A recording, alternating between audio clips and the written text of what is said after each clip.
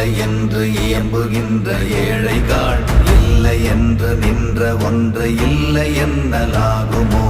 இல்லை அல்ல என்றும் அல்ல, இரண்டும் ஒன்றி நின்றதை எல்லை கண்டு